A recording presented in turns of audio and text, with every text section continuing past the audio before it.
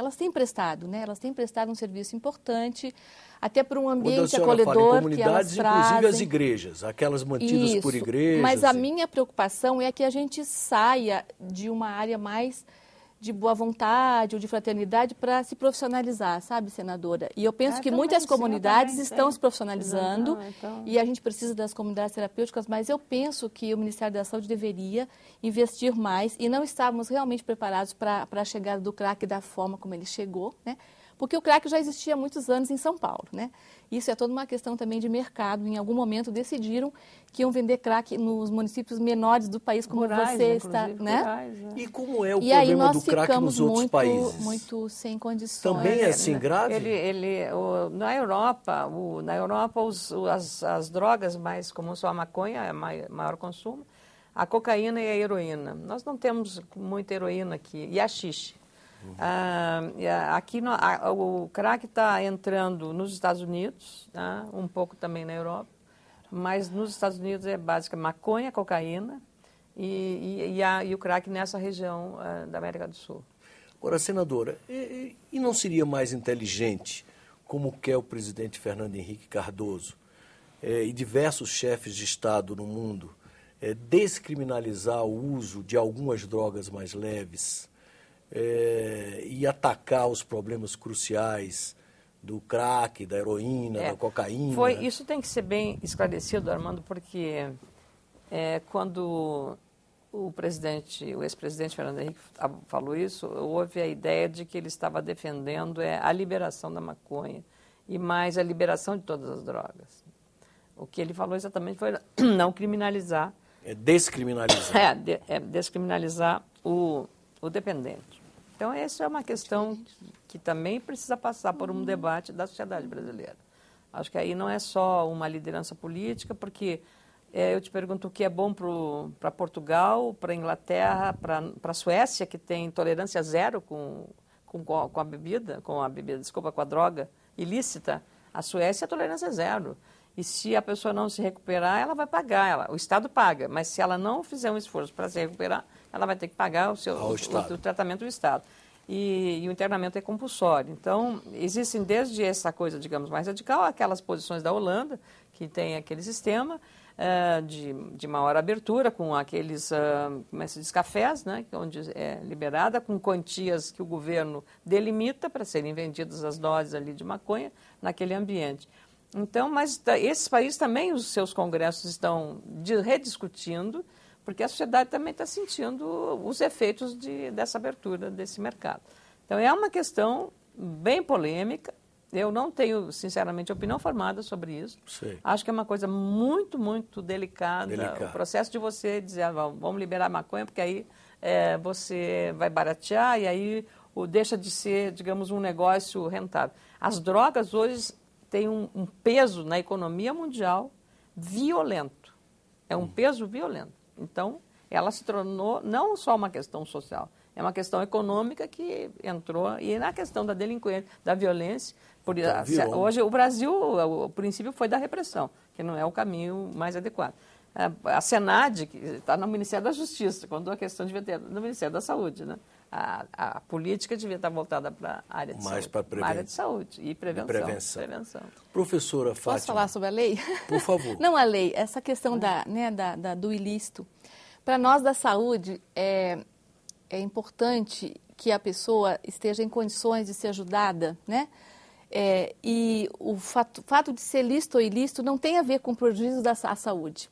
Essa é uma questão que é cultural, é política, econômica, muitas vezes, né?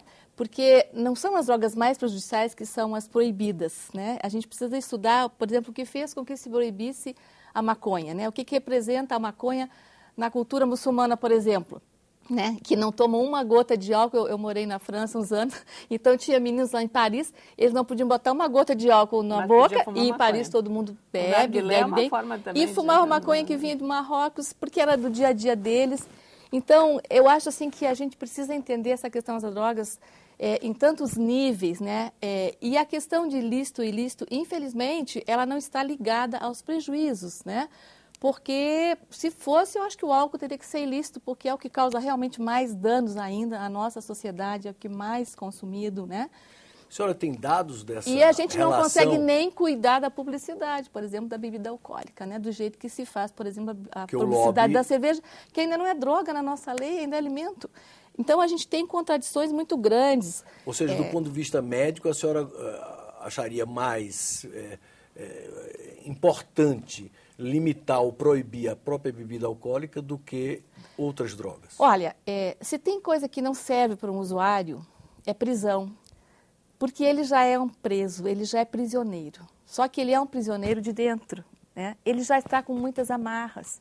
Então, a gente sabe que a prisão, no sentido da repressão para o usuário, ela não ajuda. Já se passou por vários projetos, inclusive de justiça terapêutica, né? Transformar a pena em tratamento.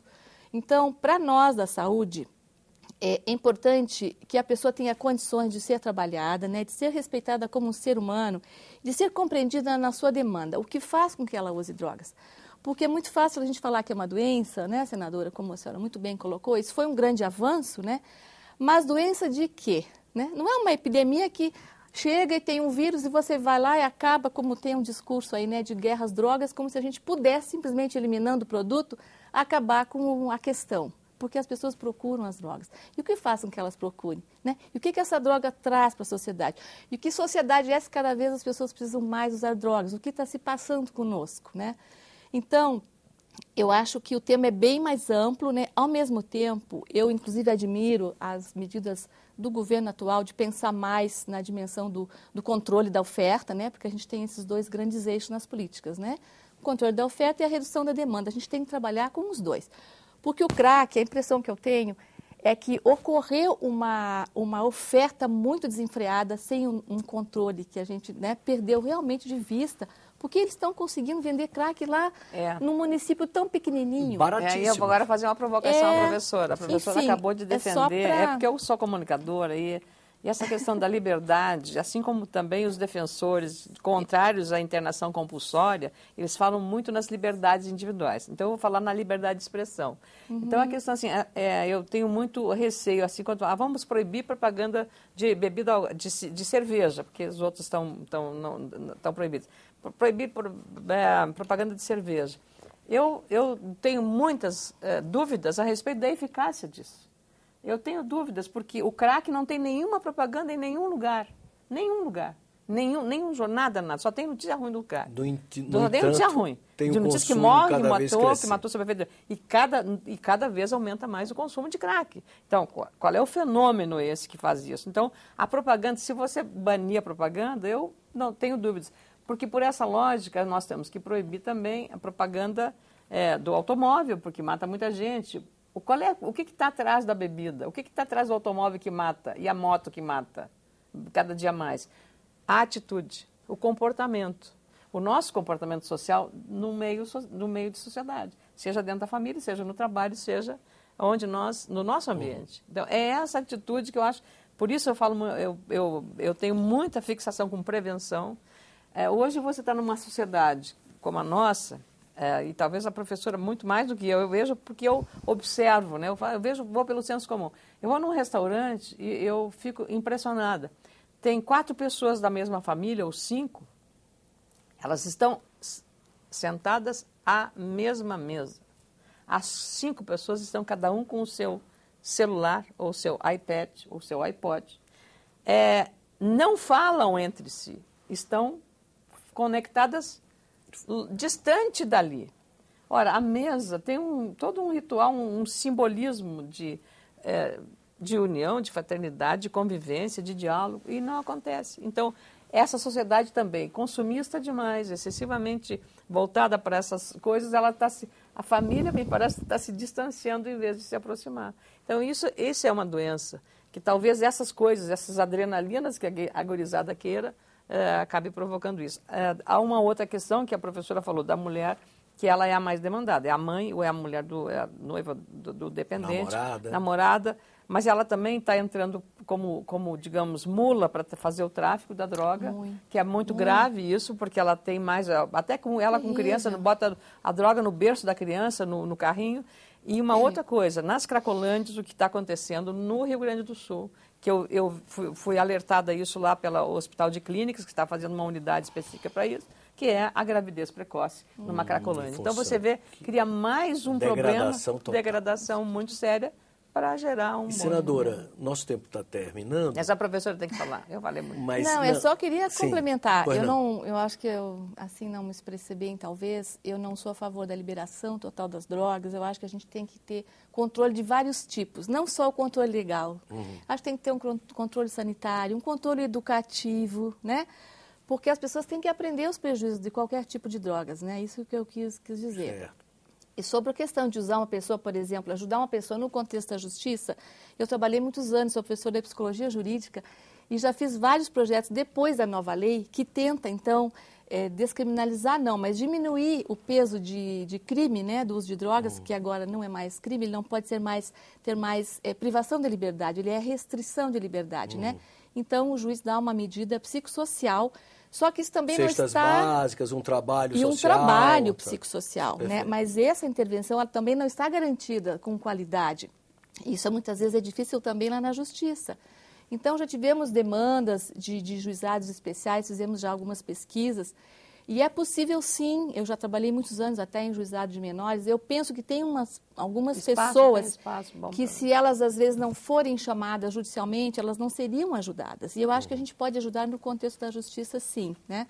Mas eu penso que a descriminalização do usuário, ela é um avanço que nós já estamos conseguindo na lei, né? O que não quer dizer que as pessoas vão poder usar drogas de qualquer maneira, muito pelo contrário. Eu acho que a gente precisa cuidar mais de todos os tipos de controle, né, que tem que ser garantidos na sociedade. Perfeito. E quanto à publicidade, eu acho que a gente não tem que retroceder na liberdade de expressão, não é isso.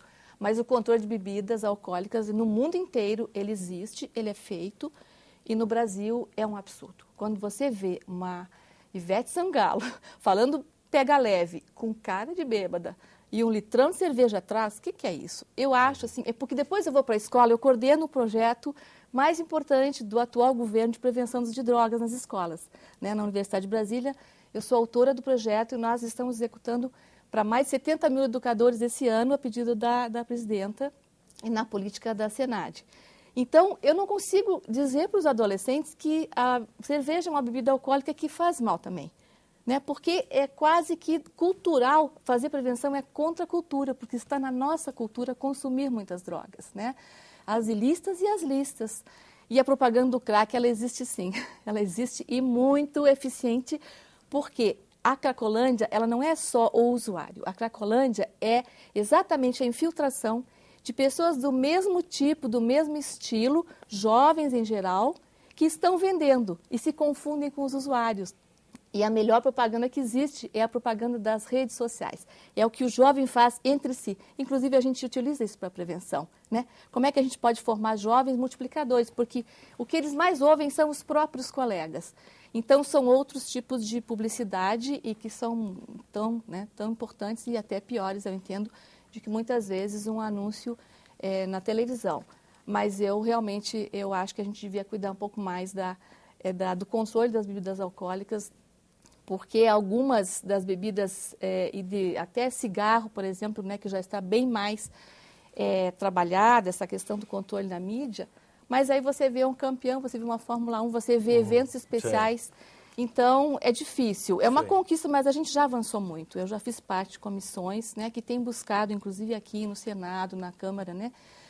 Esse é um tema que está para ser deliberado. Nós aqui da TV Senado temos todo o interesse em acompanhar, dada a importância, obviamente, para a nossa sociedade, para a cidadania brasileira. Claro. Seria até importante que, nesse aspecto, hoje o programa pudesse ter aberto para os nossos telespectadores, debate, né? Para fazer perguntas ao longo, a interatividade para eles. Então, porque eu tenho a impressão que a sociedade está muito, muito atenta a isso, está muito preocupada, porque ela precisa de respostas que não estão sendo dadas ainda. Especialmente aquela mãe que tem um filho dependente. De a mãe, especialmente a mãe. Bem, infelizmente o nosso tempo está esgotado. Quero primeiro agradecer às nossas convidadas a oportunidade dessa conversa.